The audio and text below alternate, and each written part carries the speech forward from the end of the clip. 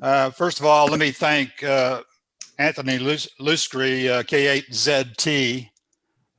He made a presentation for ARRL on one of their online seminars this summer. And I knew that Ed had asked me to give this presentation. So I contacted him and said, can I borrow your slides? And he said, yes, if I would make attribution. So I am making attribution to him. I did add to and edit the slides a little bit, but it certainly made my job easier to have those already done this morning. First of all, what is FT8 FT4? You've probably heard about it, or you've heard some strange noises around 1408-074, 14080, or other areas of the bands, and you wondered what those were. Well, we'll talk about them this morning. It's one of the fastest growing modes, and it's relatively, the FT8 FT4 is very new. FT8 was, we'll talk about in a minute, was only released in beta form in 2017. Who's responsible for these new modes? Dr. Joe Taylor, K1, Juliet Tango. He's a Nobel laureate in physics, won the Nobel Prize in 1993 at Princeton University, distinguished professor of physics, who's now retired. He has made several presentations in the last few years to various amateur radio groups. I've put a reference there to one of them. I think he was out in the Northwest this past summer. But if you take a few minutes, go onto YouTube and look at his presentation, he's extremely impressive, obviously, with a PhD in physics, Nobel Prize. But to come up with this, he has a long history in working with radio and signals in low noise situations. Other developers involved with him, K9AN, G4WJS. This is an open program. They're open for anyone who thinks they have an improvement to submit changes to the code. Why do I use it? Well, for about, well, let me give you some perspective. I retired in 2002. We moved to Nashville. Well, we bought a home here in the mid 90s, but we retired here full time 2002. And like many of you, I was met Jack. Everybody meets Jack sooner or later. And he said, well, he shamed me into getting involved with ham radio. I'd had my license since the 1970s, but with career and family, I had not much time to spend with it. And after retirement, it seemed like a logical thing to do to have something to do with ham radio. Starting in about 2008, I had a remote station. Now, this was before remote stations were very common, but I had a remote station with a beam at 55 feet and 1,000 watts, and it was wonderful. I operated it from here at home, and I made over 9,000 contacts. I currently sit at 324 of the 340 entities worked. But I sold that property where the remote station was located 2 years ago. And now I'm here at home in a restricted neighborhood. And I have a little simple antenna out back, little wire antenna up in the trees with an antenna tuner. And so why do I use it? Well, FT8 and FT4 is very good with low power because it can ferret out signals that you can't hear with normal hearing. It's a very good mode for the conditions I find myself operating in today. It is also one of the many digital sound card modes. It utilizes a computer sound card or an external sound card to your computer or a sound card built into your radio to transmit and receive these modes. When you want to transmit it, sends it back out. It encodes it, sends it out through the sound card to your radio, and it goes out onto the air. The sound card modes, many of them you may be familiar with in the past. The RTTY, RTTY goes way, way back. PSK, phase shift key, PSK 31, 64. The MFS key, which FT8 and FT4 are both. There's also 144, JT9, JT65, many other digital modes. I guess the original digital mode is CW. Now, Soundcard History. When Jack and I got involved with ham radio contesting back in the mid-90s, and the picture you see there on the left is the original interface that he and I had. Well, we each had one. We didn't share it. But that is just a simple isolation transformer to keep interference from going into your computer. But we were actually using the actual sound card built into our computers to be, then along came the signal link, which many of you are familiar with. That was really a game changer as an external sound card. When I had my remote station, that little box, which only cost $125 at the time, passed audio over the internet from me to it, as well as sending out the digital modes to the radio. So the signal link was a real game changer. The software that the JT65, the FT8 FT4 uses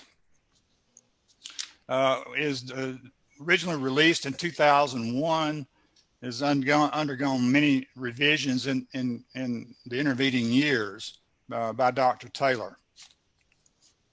It can decode signals many decibels below the noise floor and can often allow amateurs to really have contacts and exchange information with signals that is not audible to you. And we'll show you some comparisons of what the signal strengths are in these modes compared to what you would normally experience if you're working a sideband signal. So as I said, FT8 was released in beta back in 2017, and within just a few months, this mode has gained widespread acceptance and created a lot of activity and excitement on the bands. Now, the transmit receive sequence link. First of all, one of the earlier things that came out was JT65. And here you see that the transmit receive sequence link is 15 seconds for an FT8 signal. Now, what that means is you send a CQ, it's 15 seconds long, and then there's a 15-second period of response where people can answer you. Back when JT65 came out, the transmit receive sequence was 60 seconds. Well, you can imagine it would take 4 or 5 minutes to make one QSO. It's like watching paint dry, not very exciting. So when FT8 came along in 2017 with this 15-second time sequence, it was a real game changer and created the excitement. Again, I'm not going to go into all these technical things here because I can't explain them, but somebody in the group with a physics degree can help. Well, Bob, AK4RO, can do it. Then along came in April of 2019, FT4. FT4 is very similar. The transmission times are half as long, 7.5 seconds. So again, now we're talking about a complete QSO. You send CQ, somebody answers you, you give them a signal report, you say 73s, can take about a minute. Now that can work as a contest mode. Those of you who've worked CW contests or RIDI contests or whatever, you can see this is a very competitive speed. So here's a comparison. The threshold you need in noise to hear a sideband signal, you actually have to have sideband that's above the noise level. You can't hear it, it's below. CW, you can ferret out a signal as much as 15 dB below, and then FT4 18, FT8 20, and then JT65 even lower, right, 24 dB below the noise floor. So when you tune your radio to an area, the given area where you want to work these modes, to the normal ear, you wouldn't hear a signal. But this software can ferret out and decode signals that otherwise. Now notice that when you go from JT65 to FT8, going from a mode that would require 4, 5, 6 minutes for a QSO, it did not give up a whole lot in performance, to gain the much faster speed of FT8, and then compared from FT8 to FT4, you didn't have to give up too much. So that's what makes FT4 so appealing for contest mode. You're still getting pretty good performance in the way of signals being able to be decoded, but it's much faster. So in the software, it's decoding multiple signals at one time. And I'll show you in just a second when we get to, I'll show you how the screen looks, but it's not like you're tuning to one signal and you're waiting for that one signal to be decoded. It's decoding everything that's happening within the passband of your radio. In other words, the typical filter in your sideband radio can go as wide as 3.5 kilohertz. The software is going to decode all signals within that 3.5 kilohertz. And if you're working sideband, guess what? A sideband signal is about 2.5 kilohertz. So there's only going to be one signal anyway. But with these modes, it's going to be far more signals. You can only work FT8 or FT4. You can't do them both at the same time. And the QSOs, once you click on the software for a call sign that you're trying to contact, the software takes over at that point and can automatically sequence the responses. Now, they do not make it so that it's totally automatic. In other words, the software is purposely handicapped or controlled so that it doesn't automatically go out and say, oh, there's a signal, I'll send a CQ to that. It's robotic operation, fully automatic operation is prohibited. Now, it doesn't mean an unethical amateur couldn't go in and perhaps go in and alter the software to do robotic, but it is prohibited. And ethically, you can't do that.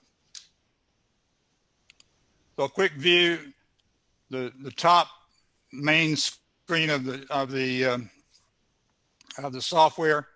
Notice over here on the left side, this is what's going on in the entire passband of where you're working. In other words, if you got your filter opened up to 3.5 kilohertz, everything in that 3.5 kilohertz is going in. So every 15 seconds, this will refresh. The signals that are the contacts that are grayed out are those that are already involved in a conversation. Those are in green are the ones that are calling CQ. Over on the right side is where you have now called somebody. That is the actual frequency within the passband where you are listening and transmitting. Down here, it tells you the band you're on. And here's the sequence of messages that will be sent. And notice this option right here. I'll talk about this one in a minute when I show you the other screen. We'll come back to it. And here, current mode is FT4. So what can FT8 and 4 do? It can do automatic logging.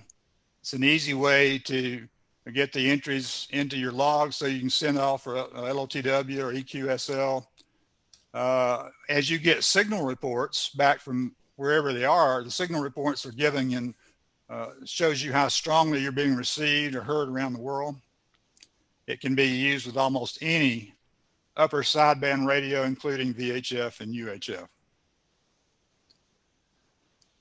What you do not want to do with FT8 and FT4, number one, it's not made for rag chewing. If you want to have a casual conversation, you ought to be down on PSK 31 or RIDI or at sideband. PSK 31 would be a much more traditional option, a little bit slower paced, where you can actually have a rag chew. You can't work, if you've got a CW only radio, this won't work either. You have to have a computer. So to get started, you would need an HF radio, computer, the sound card interface. And of course, nowadays, many of the receivers have sound card built into them. The software is free from the WSJT-X website. So the software is free. I use also an add-on program called JT Alert, and I'll show you why in just a few minutes. And down here also, let me really call your attention to this. The software, you need a software program to run on your computer to keep your computer clock synchronized to universal coordinated time. Why is that important? Well, as we talked about, the FT8 is 15 seconds transmit receive sequence. So every 15 seconds is the start of part of the conversation. So you need to make sure your computer is synchronized with all the other computers around the world that are out there using FT8 FT4, so that you're on exactly the same beginning and ending time, else the software will get confused. I use a program called NT Sync. On the WSJT-X website, they mentioned 2 or 3 different programs. That little program runs in the background on my computer all the time, so that no matter when I start the software, I'm in sync with the clock of other people running the software. Lots of resources for help are available. The K8ZT, the guy that made the ARRL presentations, materials are on his website. YouTube is obviously a wonderful resource. Lots of videos out there showing you how to set up your radio, what the use of the software looks like. And there's several of us in WCARES that are available for questions as well. What are the normal operating frequencies? You can see here that here are the normal frequencies you would tune to use FT8 or FT4. And again, if you're on 14074, that's where you set your dial in upper sideband, and then the area that you're going to be operating is the passband of your radio. So if you've got your filter at 3.5 kilohertz, you'd go up to all the way to 14077.5. So within that 3.5 kilohertz, you'll be receiving, decoding, and able to send. You would not have to change the VFO on your receiver at all. Okay, here's what my screen typically looks like when I'm working. Again, we showed you the screen, the main screen of WSJT-X. Here is the waterfall. If you've used PSK31 or RIDI or whatever, the waterfall shows you all the different signals that are occurring. Everywhere you see the little tracks, that is a signal that the software is decoding. And you can see that here in the, this is FT8, how wide that is. Okay, now down here on the left, in my case, that was 7074. The width of my up here would be the 7077, whatever my filter set on. So this would be 2 kilohertz above 7074. This would be 1.5 kilohertz, 1 kilohertz. Okay, so all the software is decoding all of these different signals, most of which are the bright orange may be above the noise floor, but at times it will decode a signal where you don't see anything there. Now, I mentioned this whole transmit frequency. And all of the materials in the WSJT-X that I looked at, they recommend that you operate in split mode. What split mode means is you transmit on a different frequency than you're receiving the signal on. And in particularly these low noise situations, what they're saying is, don't transmit on the same frequency where you're hearing the person, so that you don't run the risk of people jumping in and clogging up the frequency so others can't hear them. Now, if you'll notice here, you see a green horseshoe and up here a red horseshoe. The green is where you're actually listening for, in my case, I call DM2 DXA. So where the software actually heard DM2 DXA is right here. Okay. But with this, I actually moved my transmit frequency down here. You see the red, that's the red horseshoe is where you're transmitting. Now in the software, you can tell the software in an option up here in the file settings. You can say, okay, let me operate split mode. And that way, if your radio can do split mode, you go into split and you tune to a different transmit frequency. But you don't necessarily know what's going to be occurring on the frequency you're choosing without looking at your waterfall. There's also an option called fake it. And that just says, okay, software, you choose some frequency when you're transmitting to be slightly different than the received frequency. In looking at several of the YouTube videos for me, guys suggested that you choose this, and then you can manually look around on your waterfall to a place that seems to be quiet, where there's not a lot of transmitting taking place, and move your transmit off to the side. And so that's the way I operate typically, is I manually choose and use this method to set the offset frequency for split operation. That may be confusing to you if you haven't used split before, but hopefully not. Now, the reason I talked to you about JT Alert, this is a little add-on program, JT Alert. You notice what this is doing is giving you the information that occurs up here, but in a horizontal format that's a little bit easier to grasp, because every 15 seconds, this will change, and it changes rapidly. And there may be more signals than can be displayed on that. They may scroll past it. So this gives you, as you can see, 1, 2, 3, 4, 5, about 10 or 12, 14 signals you can see here. And again, the ones that are gray are the ones that are already involved in a conversation. The ones that are green are the ones that are available for you to call. JT Alert also has the interface to the logging program AC Log. And so the moment, for this example here, where I double-clicked on DM2DXA and started calling him, JT Alert immediately then plugs DM2DXA into my log. And if I'd worked this guy before, it would have shown information from those prior contacts. In this case, he was somebody new.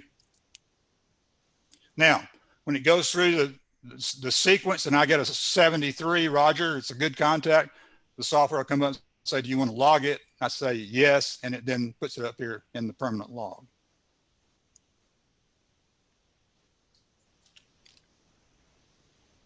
So FT8 and FT4 are some fun modes. It enables low power, 5, 10, 15. Cliff, you and 84 CJ10 should be very happy about this. It's finally gotten me operating low power QRP.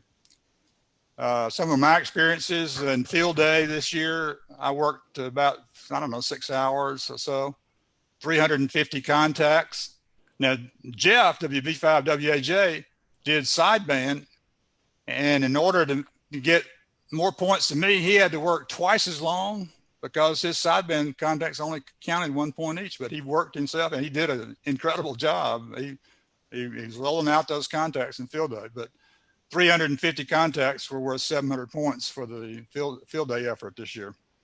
I've worked all over the world with this wire antenna, all through Europe, Middle East, Africa, and too, a few out in the Pacific. I have a hill to my west here. I usually don't have much luck out to the Pacific, but I've worked the Philippines, Australia, and a few other Pacific contacts with this one. So upcoming, there is a contest coming up on Saturday, December 5th, Sunday, December 6th. It's called the FT Roundup. It starts at noon local time on the Saturday, ends at 6 p.m. local time on Sunday. And you can, if you wanted to look up the rules, there's the link. And they provide special subbands. As you remember, for like 20 meters, FT8 was 14.074. For this contest that weekend, they're recommending 14.090 and all the way up to 14.100. And for FT4, the entire 10 KCs from 14.80 to 14.089. So again, in the contest rules, I show you the special subbands that are available. Be a great way for you to get your feet wet. That's it. You need Q&A. Hilton. Hey, Hilton, this is Tim, W4BAX. Can you hear me? I can hear you. Question for you on that log. I've used FT8, but I've not used the logging program that you were showing there. Once you do that logging in that program, can you then dump that data into a master log like on QRZ.com or Logbook of the World or something like that? Or is it, how does that work? Well, this is the program from N3FJP, Amateur Contact Log, which if you've been around Field Day, that's the program we use for Field Day.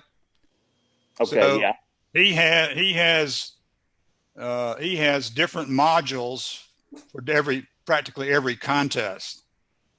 In the case of this upcoming FT8 roundup, this contest uses the exact same format as the ARRL RIDI contest that occurs in January.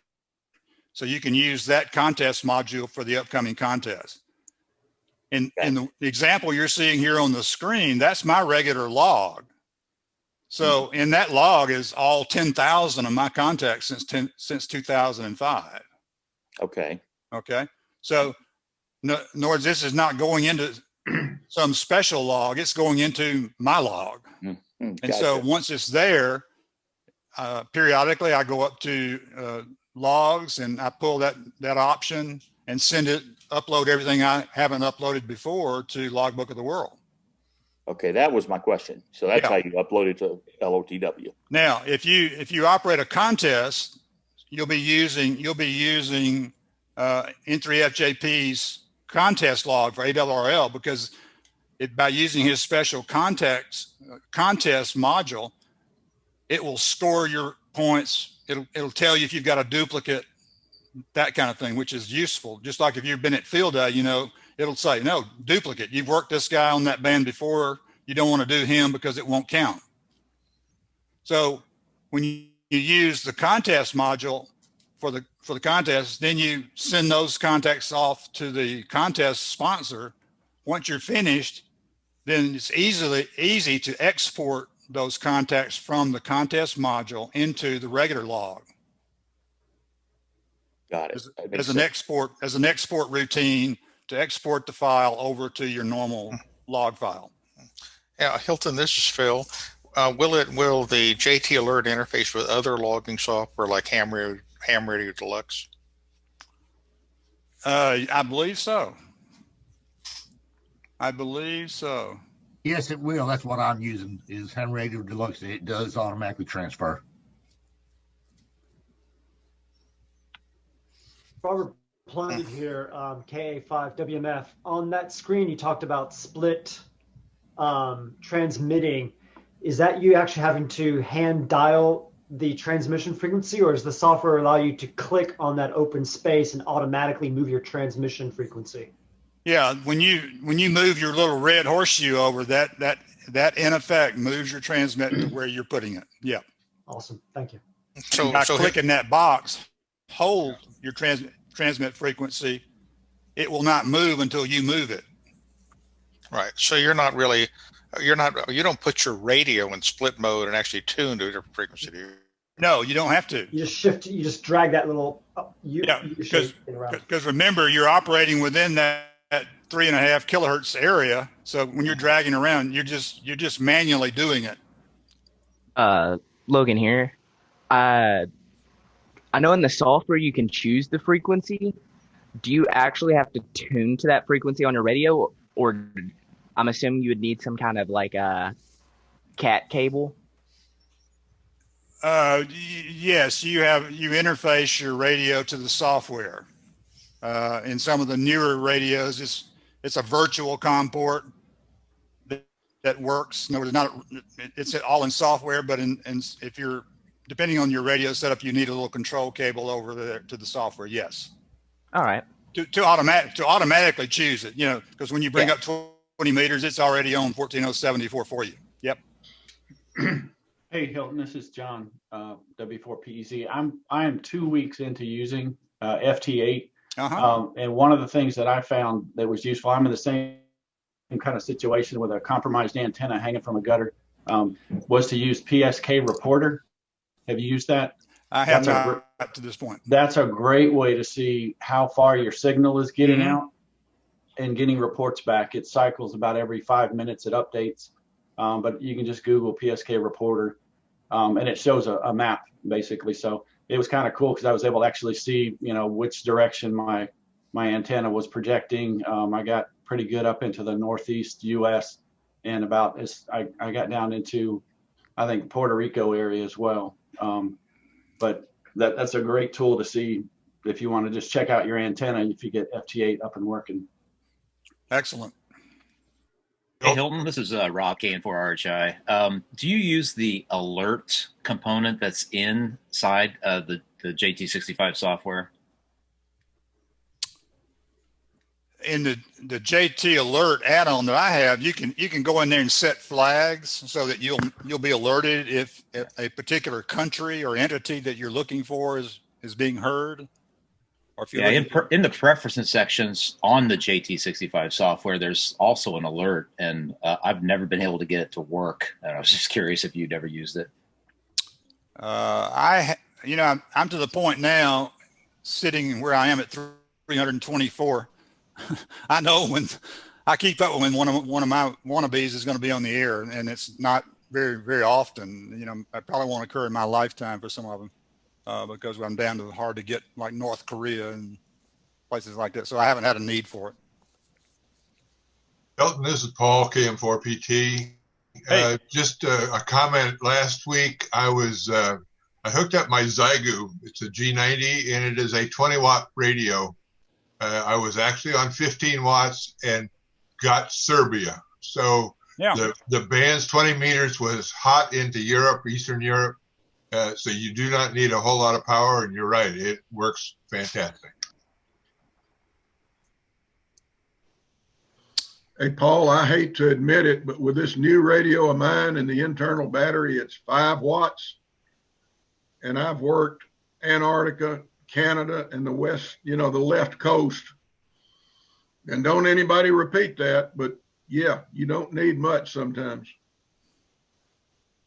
Yeah, but mine's only $450, uses $1,300. Yeah, and twice the dollars and half the power. Makes sense. Absolutely. Okay, well, thanks for your attention. All right, Hilton, great presentation. Thank you. And if anybody's got any other questions for Hilton, you can post them in the chat section or send him an email or a text, and I'm sure he'll get back to you.